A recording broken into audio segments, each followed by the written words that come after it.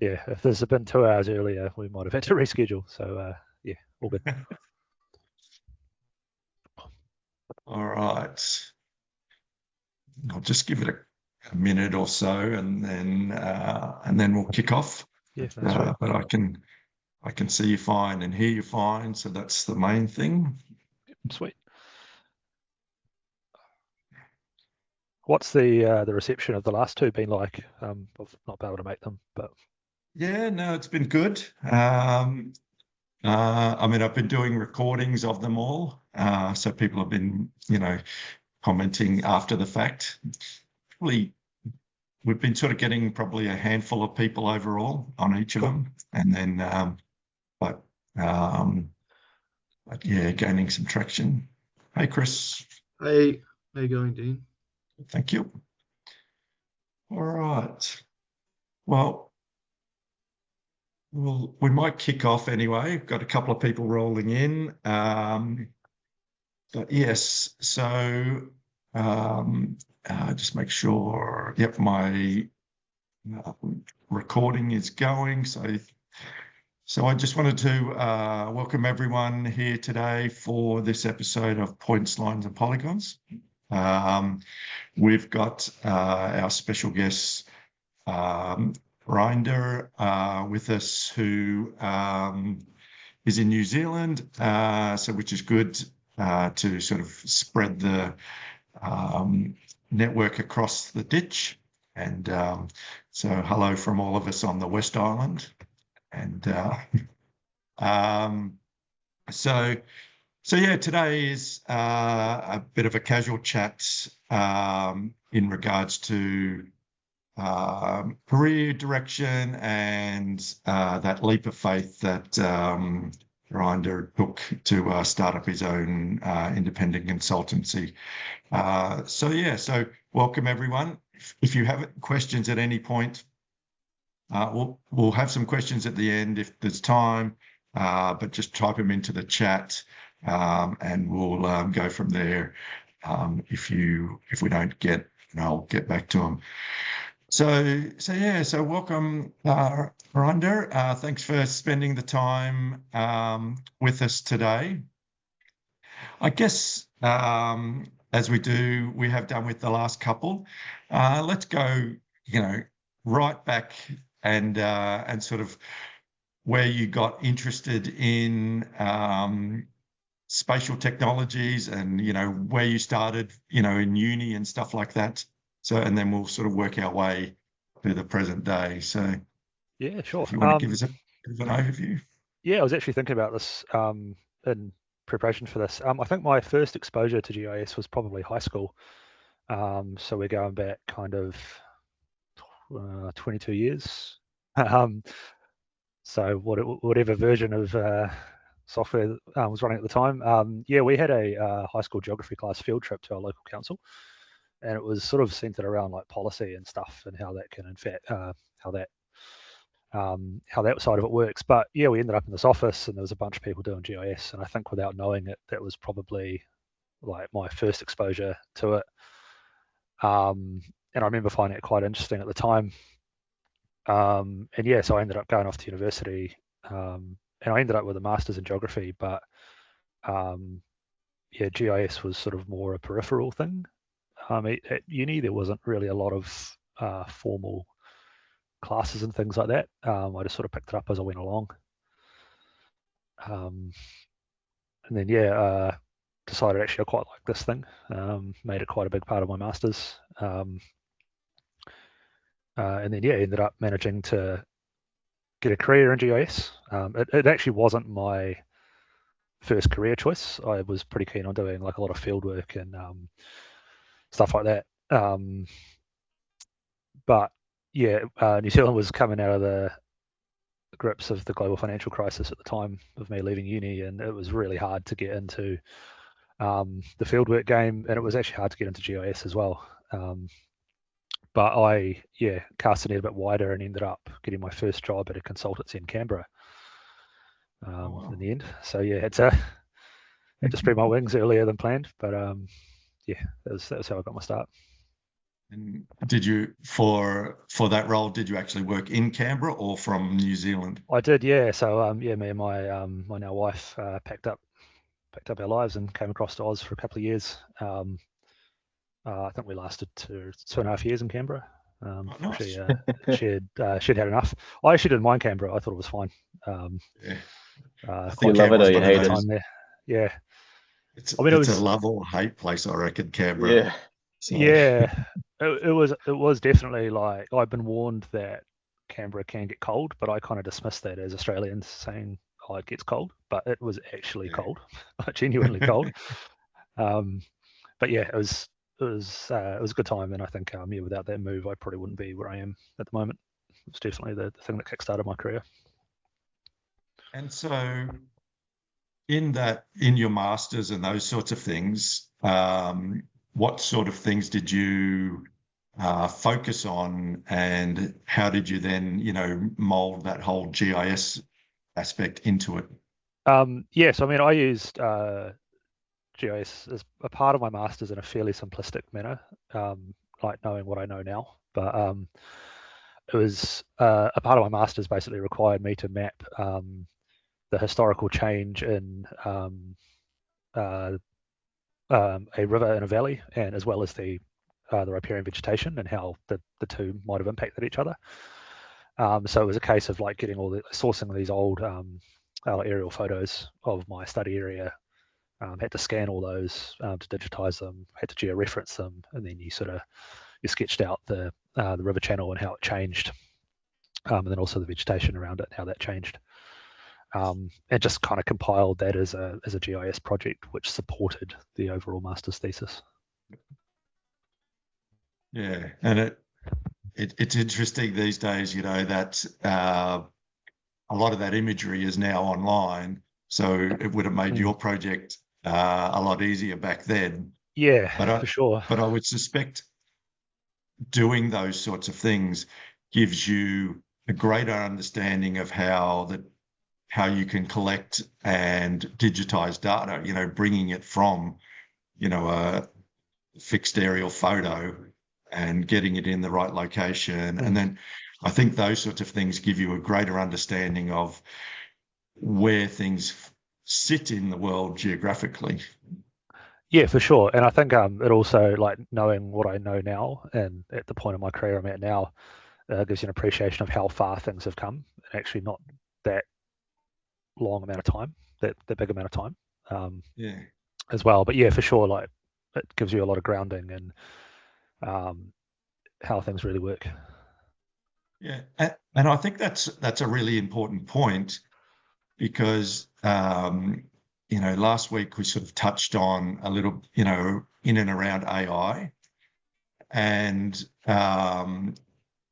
I think, AI can certainly speed up the process. And I even sat in on a webinar that was a New Zealand webinar during the week about use of AI to, pull data sets from wherever. And it was a great little demo, but you still need to understand if the result is correct. And I think if you rely on the AI side of things too much, you're just assuming it's correct. And so it might work or it might look good, but it could be still wrong. And I think just some of those basics that you had um, lend itself to being better equipped to be able to say this product or this result is actually good or could be improved, in those ways. Yeah, I think so. And I think like it certainly came to the fore like later on in my career, where like I think without knowing it, I had this mindset already of like questioning whether or not the thing I'm looking at is actually right. Yep. Like even with that work with me getting these old photographs and having to georeference them, you still have to do some ground truthing. You still had to get out there and make sure actually is this uh, let's say the newest photo I had was from 5 years before the current day. Is this thing that I'm looking at still there? So you go out and you have a look. I think a lot of that gets a bit lost now, rightly or wrongly. Yeah. And especially if you're doing a river scenario, you could have had a flood in that 5 years or something, and the Mm. river could have changed quite dramatically, or or whatever. So yeah, it does. It really does, I think, lend itself to that knowledge of being able to bring it all together and then value add in what you currently do, not just assume that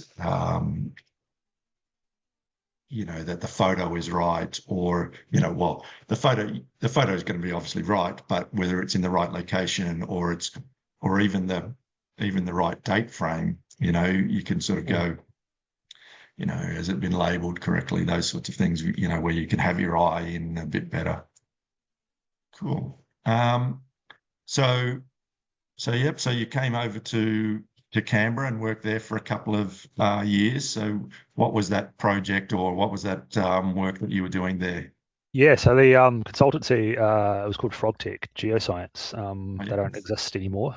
Not sure what happened there, but yeah, they were, uh, if my memory serves, they were founded by a bunch of people who worked at Geoscience Australia, and sort of went out and sort of almost did a commercial thing. And primarily, I was working on GIS projects that fed into these larger geoscience assessments for mining, oil, and gas projects.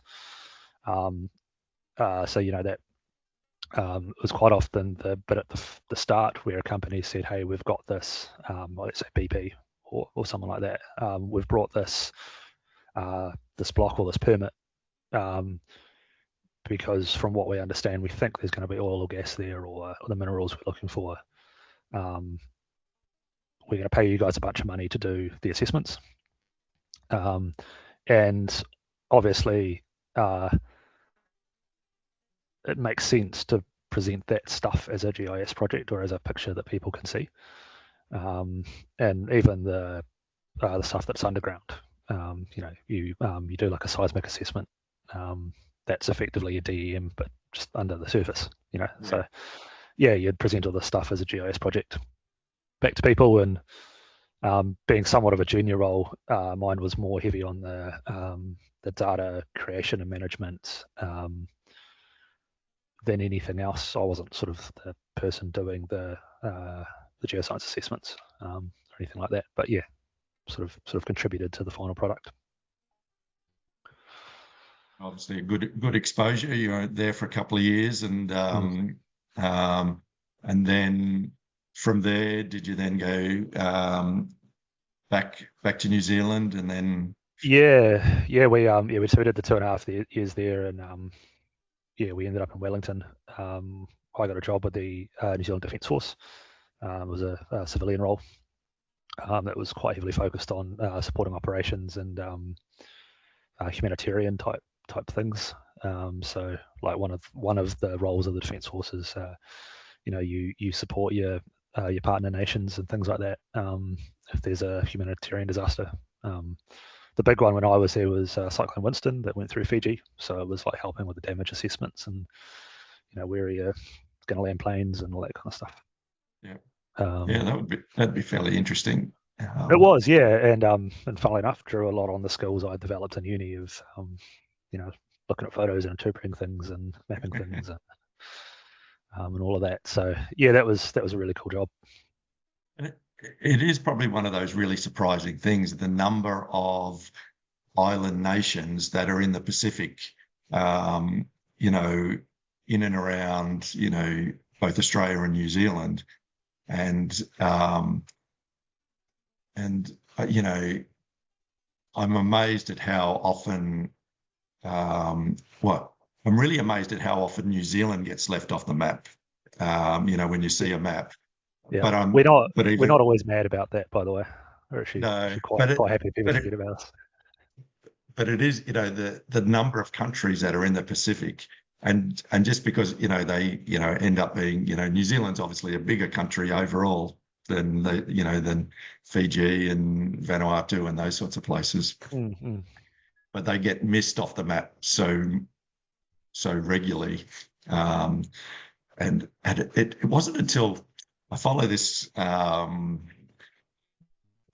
think it's on Facebook or one of those. It's called Terrible Maps, and it's just this guy, who either finds really bad maps or puts together really bad maps. There'll be, a thematic map where either nothing on the map shows, it'll be, show me the, people who have of this origin in this place, and then the map is just blank because there's no one from there or something like that. Or, the big thing is often New Zealand being missed off the map altogether. All right, so I digress there. So after doing that defence work, how long were you there, and then what was the next steps? About 3 years, I think. Right. Yeah. It was a really, really cool role. Loved working there, loved the people I work with, but there just wasn't a whole lot of career progression opportunities.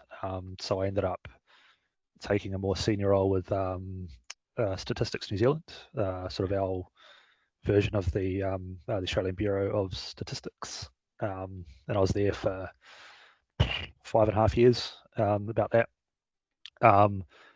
And that was one of those roles that I think was really formative, because I was lucky enough to have quite a lot of freedom in what I did, and just through happenstance with people moving on and things like that, I kind of ended up responsible for managing all their GIS technology. So I ended up moving from this like on the tools, doing analysis, making maps type role to the back end side of it and learning about the technology and how it all fits together and security and all that kind of stuff. Whilst also being able to cross train as a business analyst. And that came about because I recognized that now that I was in this technology space, there was so many questions I had to ask before you did stuff, and I wanted to learn better ways of doing that.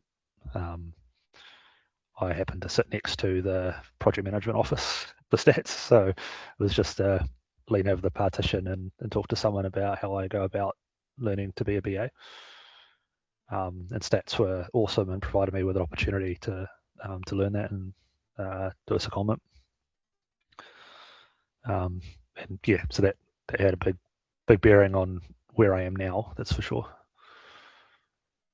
I do think it is one of the really good things about GIS in general is that, it's not just the analysis and the making of the maps. It's, the S in GIS is systems. And so it gives you can, if you want to, be exposed to that side of it, looking at how the technology fits together, how it's used, how it's deployed.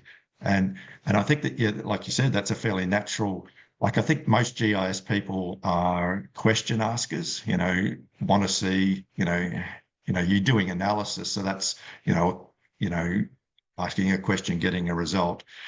And so I think it's a fairly natural thing, in a lot of, as you move through your GIS career, to be able to then contribute, on a business analyst type way. And, I do a lot of work in that same sort of space where I think the understanding of the technology really is advantageous when you come to, a new project and putting it together and understanding how the technology works. And that's nothing against pure BAs. A professional BA will do a better job than me, hands down, in a non-GIS environment. Because they know all the, the processes and, probably better at documentation and all those sorts of things. But I think having that technology understanding and what questions to ask can be really quite beneficial, when you go down that path. Yeah, for sure. And I mean, I think like now, I mean, I sort of the last year I've kind of like made my living off being a BA more than anything else. And like there is so much territory you have to cover as a BA, particularly if you're getting into these larger projects for larger organizations that, if you're a traditional BA who doesn't have any GIS exposure, you've got an extra thing you need to go away and learn. But, because I have that in my pocket already, I can it's like, okay, I understand that. I know what questions I need to ask around that. I'll focus more on this other stuff, which can be really advantageous. And so far, I've found it leads to better project outcomes. Yeah. For sure. Especially in those situations where GIS is being used as the system to integrate things, like passing some mapping data to a non-spatial system or a non-spatial process. GIS is that sort of middleware sometimes now. So having a handle on that and knowing like what things you need to think about for data coming in and data going out, and rules and what you can and can't do definitely helps. Yeah, I am seeing that more and more, that GIS being that, almost that pseudo middleware, as you said, in working with the SAPs and the work managements and the asset managements and all those sorts of things, where they're primarily non-spatial data, although they can, some of them have spatial data stored in them. But using that GIS then to, analyze and display or produce something else, or even validating that information, is it in the right location? Those sorts of things. Yeah. Even more so, like I've done some bits of work where GIS systems are used, but there's no map in the system. So it's not always about the map. For example, even though that might be the outcome that people expect. Yeah, and it obviously is, the map's the part of it, but it's often the one of the end outputs, but it doesn't have to be as well. That's right.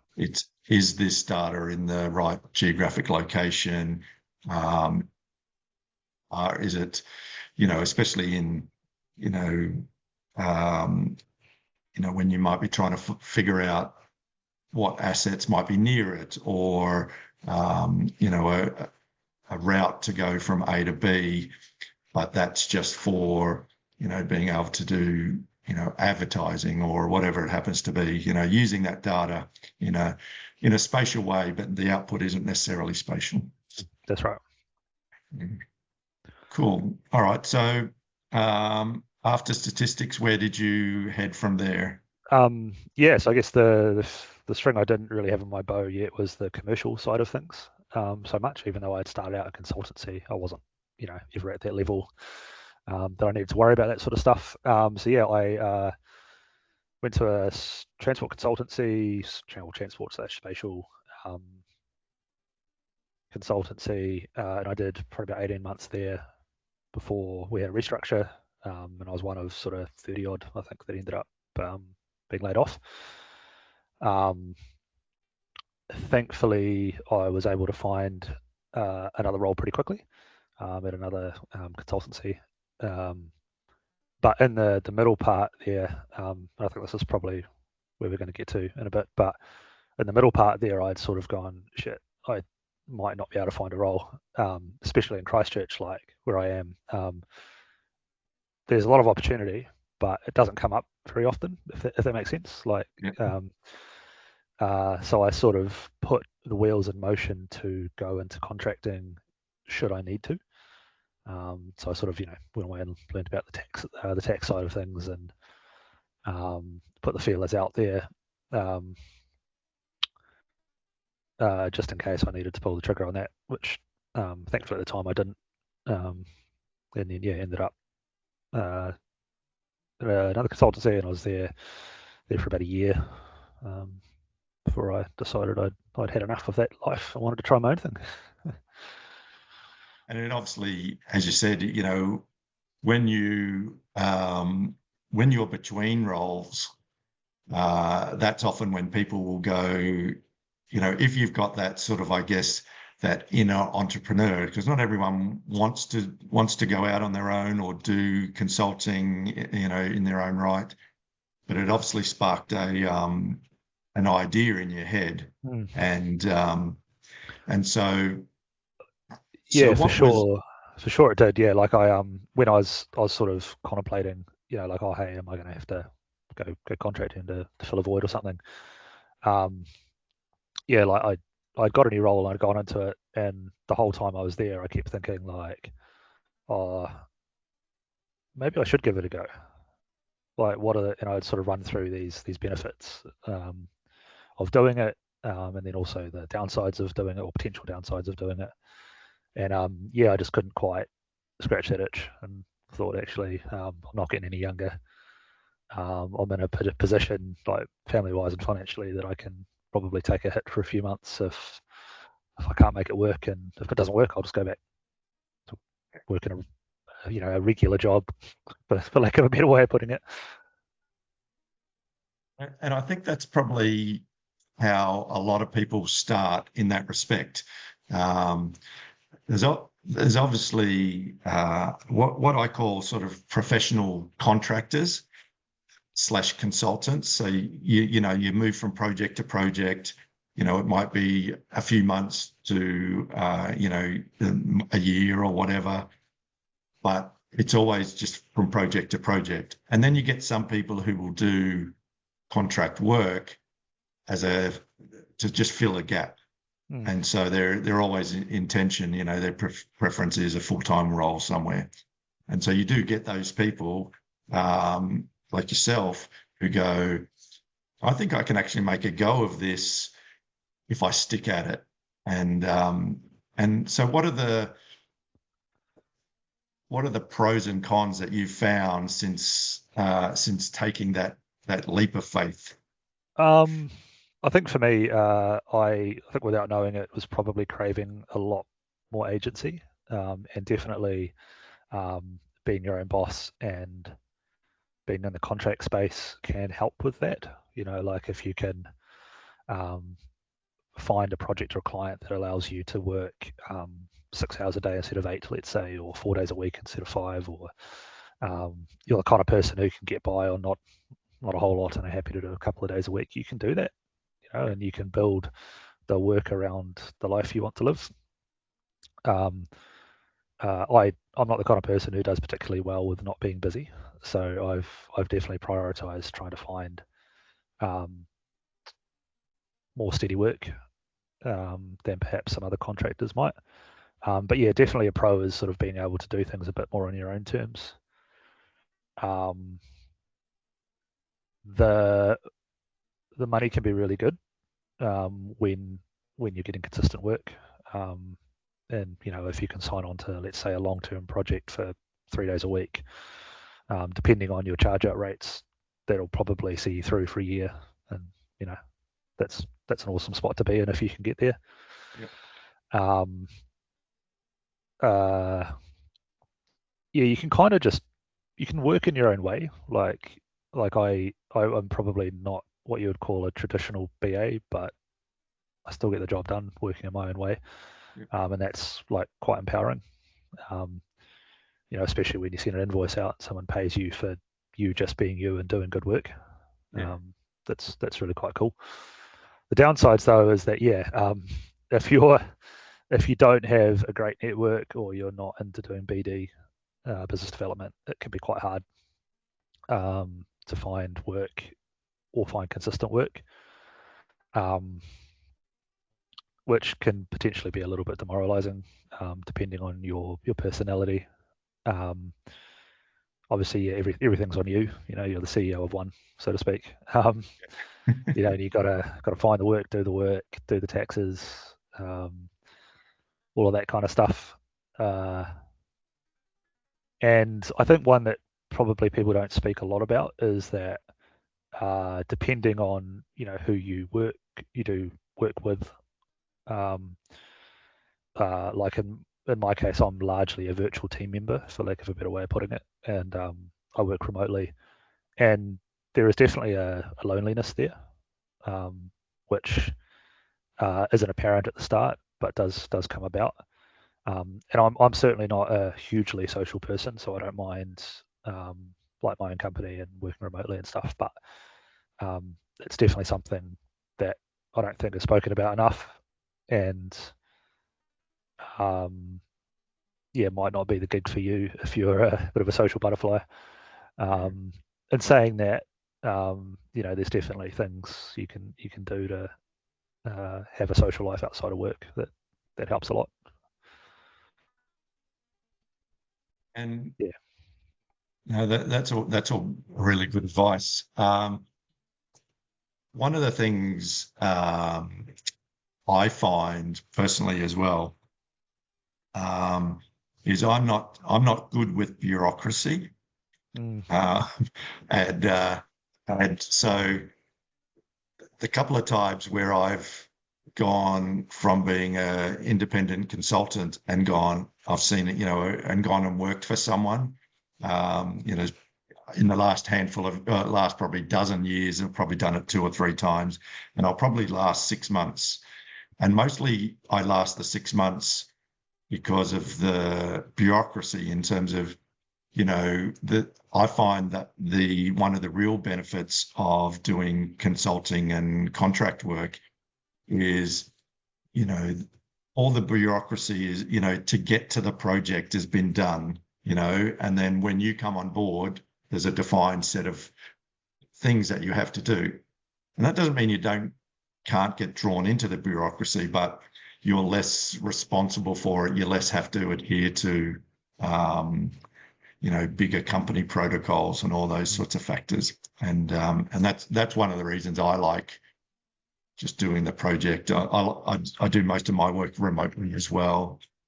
But yeah, I think there's different things for different people. The income can be quite good if you structure it right. And that probably leads me to a question. When you first started, there's obviously if you're working for someone permanently, you get sick leave, holiday pay, all of those sorts of things. Whereas as a consultant, you get none of those. Mm-hmm. So how did you ensure that your charge out rate was high enough to cover the downtimes, I should say? Yeah, I mean, it wasn't particularly scientific, I suppose. I started with setting myself a goal of how much I wanted to earn in my first year, or my first couple of years, which was effectively replace my my salary. It was like that's a tangible goal. There's a thing there. I've got a number to work towards. I added 30% on top of that for covering time on and off, sick leave, all that kind of stuff. And then basically divided it up by a work year. So I don't know, 40 odd weeks or something. And then that worked out my hourly rate. But what it also helped me do was figure out, because I was really wrestling in my head of like trying to make sense of like looking at this number and going like, how on earth am I going to get there myself? Yeah. And it helped me break it down and go, actually, shit, I only need to do 24 hours a week. Yeah. If I can find that, then I'm golden. And that was like a real good mindset shift for me to be like, actually, this is possible. Like, there is totally 3 days a week work out there somewhere. Yeah.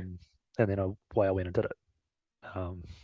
And I think So yeah, breaking it down, I think that's really quite important, breaking it down instead of having, this big goal of how much you're going to earn per year, which might seem large, but yeah, breaking it down to, how many days, how many hours. I certainly advise people on a very similar vein in that I'll say to them, all right, worst case scenario, say you're out of work for 3 months a year.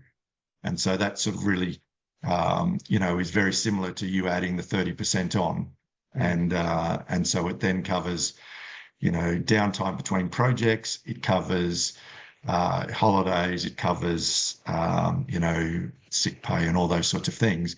And then, you put all that together to then come, different jurisdictions will have different things, taxes and, insurances and all those sorts of things, all add up. And it's actually, sorry, that's a fair point. Yeah, sorry, I didn't mention that, but yeah, definitely I factored in the cost of the quotes I'd got for things like personal indemnity insurance, the other insurances I might need to pay and that kind of stuff. So yeah, sorry, that's a good point as well. Oh yeah, no, and I think it is one of those, a lot of people, just look at the technical side, but there's so many peripheral things, all of those extra costs, you may have, depending on your model, you may have more travel costs in your projects. You may have, either home office or office expenses. You may have, software expenses that, as an employer, you don't have. So all of those things need to, be factored in to then come up with, and you may not get it right in those first, 12 months, but it's like you sort of go, all right, well, this is my rate. And, the upside I find is that every new project you can reassess and go, all right, yep, my insurances have gone up, therefore my charge rate is now slightly higher. And the client will either accept it or they don't. In that respect. I often have a saying is that I'm not amazed at what people charge. I'm amazed at what people will pay. And so really early in my career, we're talking early 90s, I worked for a consulting company doing a defence project, and they were charging me out at $750 a day, which may not seem like a lot these days, but when we talk about the time, and I was on a salary and I was probably getting $200 a day, and they were making $500 a day off me just being there. And it's like, and that's, I'm going, that's why I sort of had that, you don't want to undervalue yourself. You obviously don't want to overvalue yourself too and count yourself out of the market. So that can be a tricky thing, but it's often looking at what the project is and what they need and how long it's going to be, and then you can work out those sorts of aspects of the business. So. Yeah, for sure. And I think like one of the things I think, especially as the independent contractor type person, you kind of need to be willing to do is at times you're going to need to be willing to discount your rates, particularly for longer term engagements. You kind of trade off the higher hourly rate for the long term consistency, if you know what I mean. Which is something I've sort of talked through with a couple of people, and there's two camps. There's those who are like, no way am I discounting. I'm valuable and people are going to pay me for it. Then there's others who are like, actually, it's kind of fair. They're helping me out for a long period of time. I don't have to stress for ages. I'm going to reward them, reward the client with a bit of a discount, which is sort of the camp I subscribe to. Yeah, and I think you don't want to undervalue yourself too much, because then that can come back to bite you later on. Like if you discount your rate considerably, and then next time, even if it might be a short project, they might go, well, last time you only charged me $100 an hour or whatever it happens to be. Yeah. And and then you have to sort of then negotiate it again. It's like, so I think it's also about being clear up front. Being transparent with your clients about how your charge model works. For sure. Tends to help that. Yeah, and I do agree, being upfront about all of these things,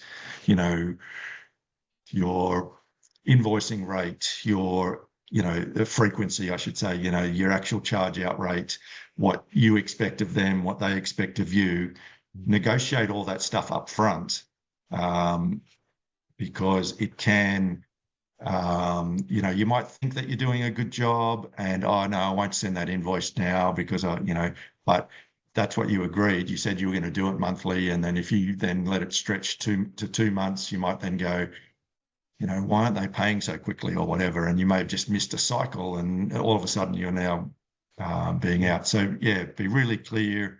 And then that might change from client to client, and you just need to sort of be flexible, but stick to your base as well. So yeah, for sure.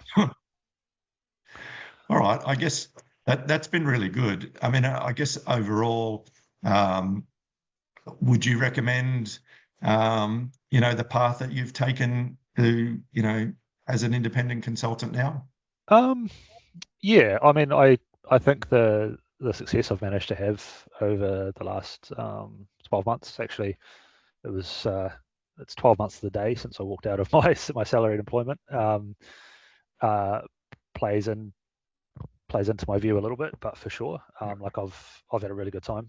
I've learned a heck of a lot about business and myself and what it actually means to do good work and build a good relationship with clients. Uh, and I think I'm definitely better off for it, for sure. Nice. Like even if I hadn't met my milestones of replacing my salary and things like that, I'd probably still feel somewhat the same. Like it's just been real nice to have the change and be doing things on my own terms a little bit more. Yeah. Nice. Not to say that might not change in future, but for sure at the moment, that's where I'm at. But I think it does give you that perspective and going, I actually succeeded this, even though it's only 12 months, but it's that consistency, it's that positive attitude, it's it's those skills that you built up over the last 10 years or wherever it's been, that has enabled you to be confident in what you do. Yeah, for sure. And I think it's for me as well, like it's I sort of touched on it earlier, but it's been really satisfying to know that like even though you're a bit of a square peg and trying to go in a round hole sometimes, like your way of doing things can actually be successful. Certainly I had a couple of naysayers when I finally made the decision, as I think others probably have. Yeah. But yeah, so that aspect's been really satisfying as well. So yeah, I think I'll stick with it for a bit. Cool. See how we go over the next few years. Yeah. Well, thank you for that insight into you and your career. We did have Chris have a question, which was a little, a few minutes ago, but